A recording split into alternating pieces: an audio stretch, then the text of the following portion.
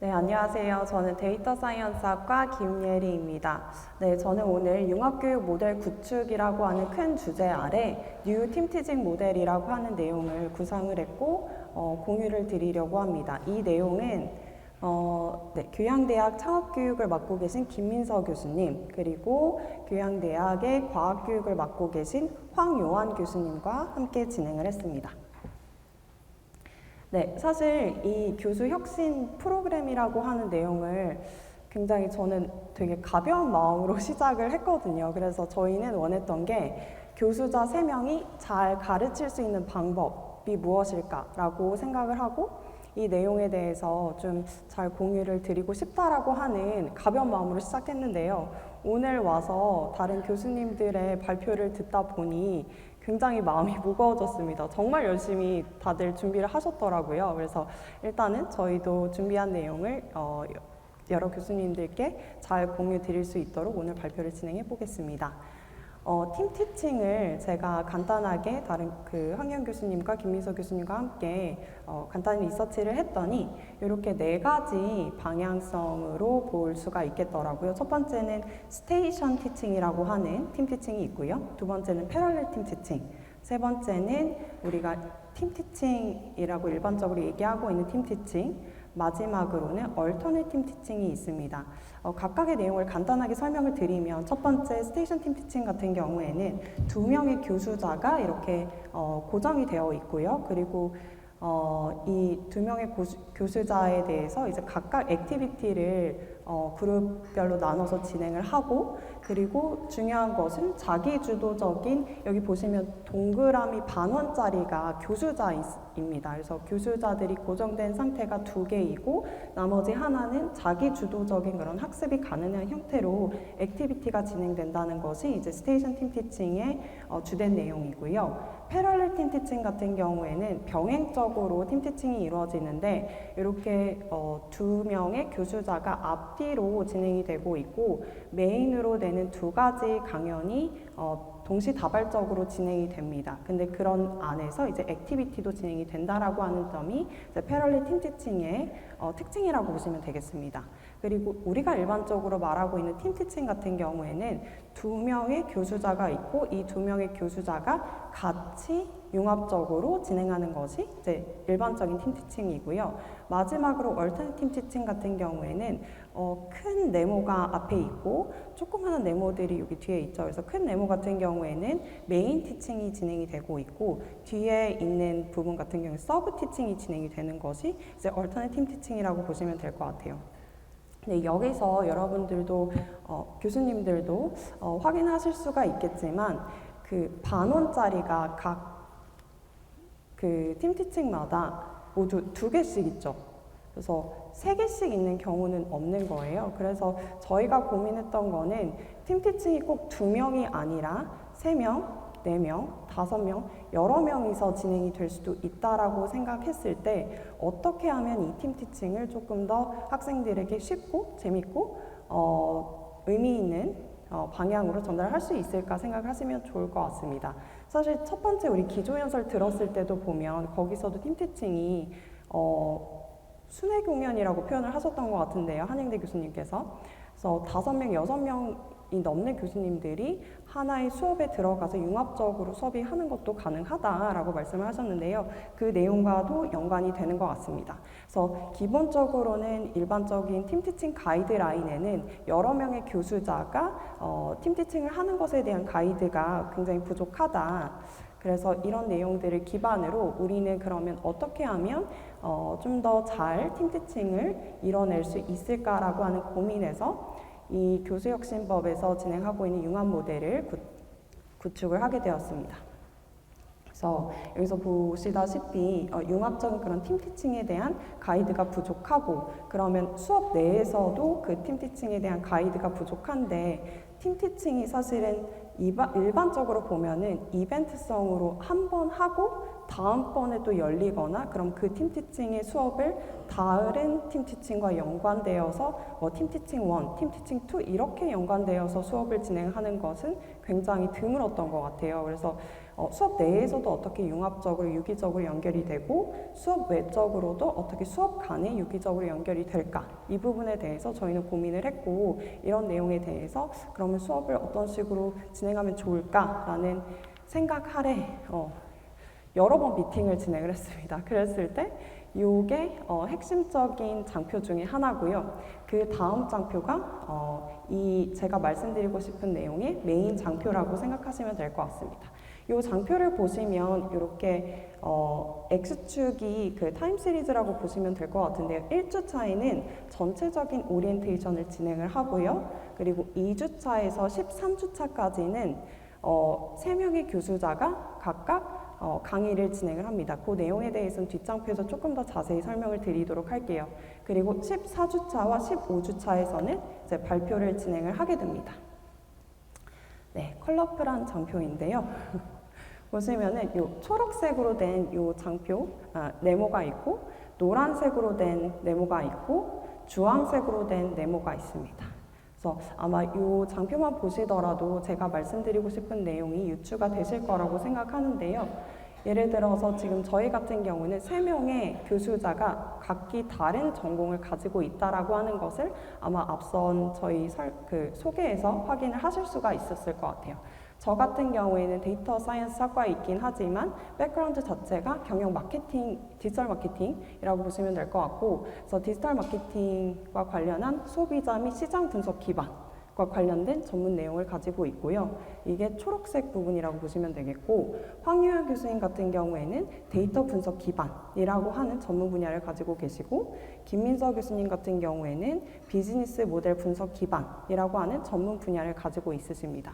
그래서 예를 들어서 45명의 학생들이라고 쳤을 때 그 45명의 학생들을 3분의 1로 쪼개고 나면 그 3분의 1로 쪼갠 것을 다시 3조로 나눌 수 있다라고 치면 한 조에 5명 정도 있다라고 보시면 될 것 같아요. 그래서 1조에서 3조까지는 먼저 제 분야로 어떠한 프로젝트를 보는 거예요. 어떠한 프로젝트에 대한 문제점을 해결하기 위해서 소비자 분석 기반으로 이 문제를 어떻게 해결하면 좋을까라는 생각을 가지고 3주 동안 2, 3, 4, 5, 4주 동안 진행을 하게 됩니다. 그리고 나서 1에서 3조는 6에서 9주 차에 황유한 교수님께로 이제 토스가 돼서 황유한 교수님이 가지고 있는 전문 분야를 가지고 그 프로젝트를 바라보게 되는 거예요.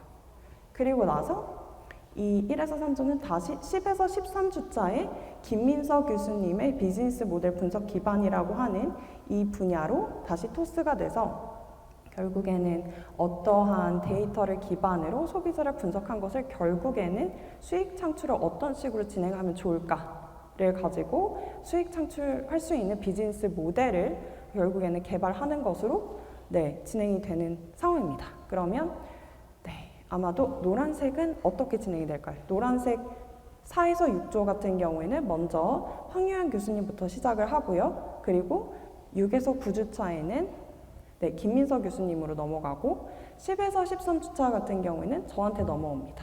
주황색 조 7에서 9조 같은 경우에는 먼저 김민서 교수님부터 시작을 하고요. 그리고 6에서 9주차 같은 경우에는 저에게 넘어오고 10에서 13주차 같은 경우에는 황유한 교수님으로 넘어가게 됩니다.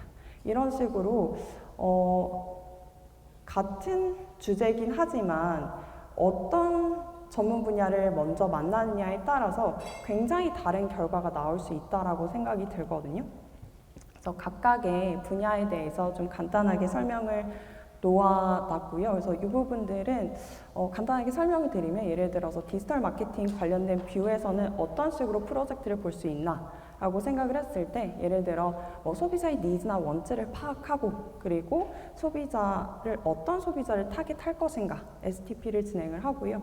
그리고 A/B 테스트를 통해서 소비자의 반응을 조금 더 불러일으킬 수 있는 그런 광고는 무엇일까? 데이터를 가지고 데이트 드리븐한 그런 디지털 마케팅을 진행을 한다라고 하는 것이 이제 첫 번째 소비자 및 시장 분석 기반 귀납적 의사결정법을 가지고 제가 진행을 한다라고 보시면 될 것 같고 황희안 교수님 같은 경우에는 추론, 예측, 이해관계자, 어떤 문제와 얽혀있는 그런 이해관계자와 관련한 그런 데이터 기반의 의사결정과 관련을 해서 사회문제 분석, 그리고 결국에는 데이터 기반의 어떤 의사결정을 어떻게 하면 만들어낼 수 있을까에 대해서 고민을 하는 방식이라고 생각하시면 될 것 같아요.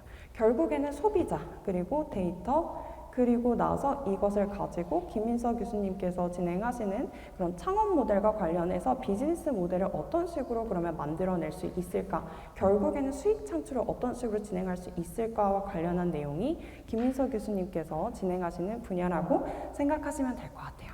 그래서 사실 이 내용이 조금 제가 열심히 설명한다고 설명드렸지만 헷갈리실 수도 있어서 예시를 좀 들어보았어요. 그래서 첫 번째 1에서 3조 같은 경우에는 저, 황희안 교수님, 그리고 김민서 교수님 이 순서대로 나간다라고 생각하시면 되는데, 먼저 붉은색으로 되어 있는 부분이 순서입니다. 그래서 1조, 3조 같은 경우에는 예시로 폐자원 재활용과 관련된 내용을 가지고 그러면 팀티칭을 하면 어떨까, 이 세 명이.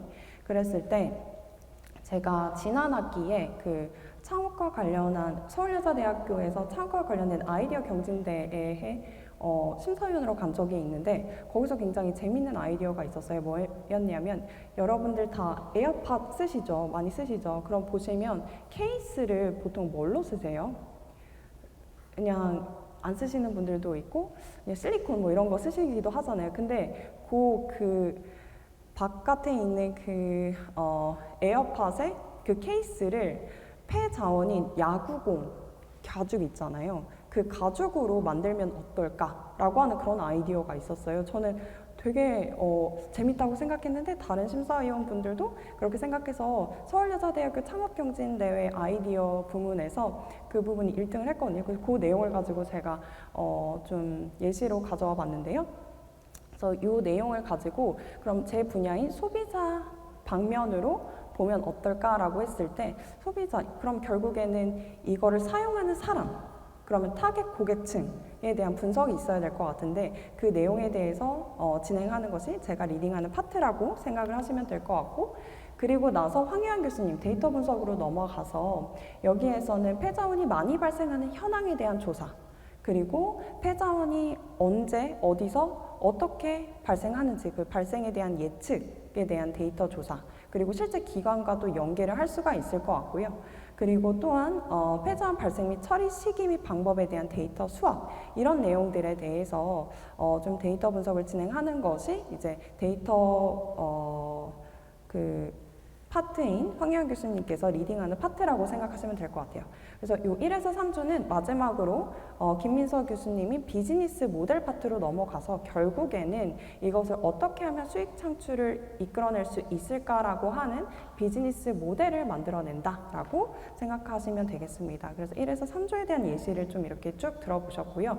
그래서 유추하실 수 있으시다시피 4에서 6조 같은 경우에는 먼저 황희안 교수님, 그리고 비즈니스인 김민서 교수님, 그리고 저 이렇게 넘어갈 수가 있겠고, 7에서 9조 같은 경우에도 비즈니스 모델인 김민서 교수님부터 시작을 해서 그다음에 저, 그리고 데이터인 그 황희안 교수님 이렇게 순서대로 넘어가게 되면 한 수업 안에서 사실 3명의 팀 티칭이 이루어지긴 하지만 굉장히 서로 다른 결과물을 볼 수가 있겠다라고 하는 것이 1차적으로 굉장히 큰 장점 중에 하나가 아닐까라고 생각을 했습니다. 그 이외에도 이렇게 팀 티칭을 하게 되면 어떠한 또 장점들이 있을까 좀 고민을 해봤는데요.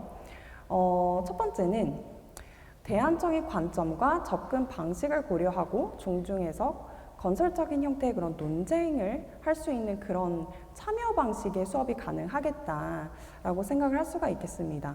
좀 더 자세히 설명을 드리면, 사실 각자 교수님들이 가지고 있는 연구 방법이라든지 아니면 관점 같은 것이 중요하고 굉장히 가치 있는 것이다 라고 하는 것은 한 수업에서 다들 전달을 하는 것 같아요. 근데 다른 연구자들, 다른 교수님의 분야도 어떤 부분에 있어서는 굉장히 중요하다라고 하는 것을 한 수업 안에서 장단점을 모두 다 볼 수가 있는 것이 굉장히 중요한 부분이라고 생각합니다. 그래서 어떠한 연구방문론이나 어떠한 뷰 자체가 장점도 있지만 단점도 있다라고 하는 부분을 모두 다 설명을 할 수 있다라고 하는 부분이 이 팀티칭의 굉장히 주요한 목적이라고 생각을 하고요. 두 번째는 비슷한 내용이긴 한데 끝나고 나서 디스커션 세션이 당연히 일어날 텐데 이때에 3명의 전문가들이 뭔가 패널로 얘기를 하는 그런 토론적인 그런 세션을 진행을 함으로써 어떻게 보면 사실 학생들은 일반적으로 관찰자 입장, 그러니까 한 교수자가 설명을 했을 때의 관찰자와 그리고 학생들이 발표를 했을 때의 참여자, 이렇게 두 가지밖에 일반적으로는 수업에선 진행하지 못하는데 이 팀티칭 같은 경우에는 관찰자는 관찰자인데 3명의 전문가가 뭔가 얘기를 하는 그 내용을 가지고도 또 배울 내용이 있다라고 생각을 하거든요. 그래서 패널 토론이 가능하다라고 하는 것이 이 팀티칭의 가장 큰 장점 중에 하나가 아닌가라는 생각이 듭니다. 그리고 마지막으로는 예를 들어서 저도 석사나 박사 때 보면 지도 교수님 한 명과 뭔가 코워크를 하는 것은 굉장히 익숙해요. 근데 지도 교수님 여러 명과 코워크를 하는 것은 조금 항상 어려웠던 것 같아요. 근데 지금 이 팀티칭 같은 경우에는 여러 명의 지도 교수님과 같이 코워크를 한다라고 생각하는 관점에서 어떻게 보면 커뮤니케이션 측면에서도 굉장히 학생들에게 도움이 되지 않을까라는 생각이 있습니다. 그래서 멀티플 패컬티와 코워크를 할 수 있는 그런 기회를 준다라고 하는 점에서도 굉장히 의미가 있다라고 생각을 합니다. 그리고 좀 더 첨언을 드리면 아까 이 팀티칭에 대한 기본적인 팀티칭에 대한 그 제한점, 리미테이션 부분에서 말씀을 드렸듯이 뭔가 수업 내에서도 유기적인 그런 팀티칭에 대한 가이드가 굉장히 부족하고 이 팀티칭 수업 간의 유기적인 그런 가이드도 굉장히 부족한데 이렇게 팀티칭을 진행을 하게 되면 당연히 수업 내에서 융합적인 사고를 당연히 학생들이 할 수가 있을 것 같고요. 그리고 이 팀티칭 하는 수업 간에도 연계성이 있는 방식으로 또 수업이 팀티칭 융합 모델 1, 융합 모델 2 이런 식으로 좀 연계해서 유기적으로 또 진행이 될 수 있지 않을까라는 생각이 듭니다. 그래서 이와 관련해서 그러면 팀티칭 해외 사례가 있냐라고 생각을 했을 때 좀 서치를 해보니까 있습니다. 제가 두 가지 사례에 대해서 좀 설명을 드리고 싶은데 첫 번째는 버슨 유니버시티에서 진행하는 팀티칭 사례이고요. 그다음에 두 번째는 이제 버클리 대학에서 진행하고 있는 팀티칭의 사례입니다. 그래서 제가 놀랐던 것은 이러한 팀티칭에 대한 가이드가 굉장히 길게 그리고 구체적으로 또 나와 있다라고 하는 부분이 굉장히 인상적이었어요. 그래서 다른 학교들은 이런 팀티칭에 대해서 굉장히 이전부터 고민을 많이 해왔구나라는 생각이 있었고요. 여러 가지 팀티칭 모델 중에서 저희가 벤치마킹 할 수 있는 부분은 여기 보시면 Fully Integrated Teamteaching이라고 하는 이 주제를 가지고 팀티칭을 하는 부분이었어요. 그래서 여러 가지 형태의 팀티칭에 대해서 자세하게 정의를 하고 어떻게 평가를 하는지 그리고 교수들 간에 어떻게 그 레이버를 나눠서 진행을 할지 그리고 학생들은 그러면 이걸 통해서 어떤 식의 혜택을 볼 수 있을지 그리고 행정적으로는 어떤 지원을 받을 수 있을지에 대해서 자세하게 설명이 되어 있는데 이런 가이드가 우리 학교에서도 좀 있으면 좋지 않을까라고 생각을 해봤습니다. 그래서 제가 이 파일들은 제가 가지고 있으니까 혹시 이 팀티칭과 관련해서 궁금하신 분들이 있으면 저에게 이메일 주시면 제가 보내드리도록 하겠습니다. 그래서 시간이 많이 부족한 관계로 그래서 여기까지 저는 마무리하도록 하겠습니다. 들어주셔서 감사합니다.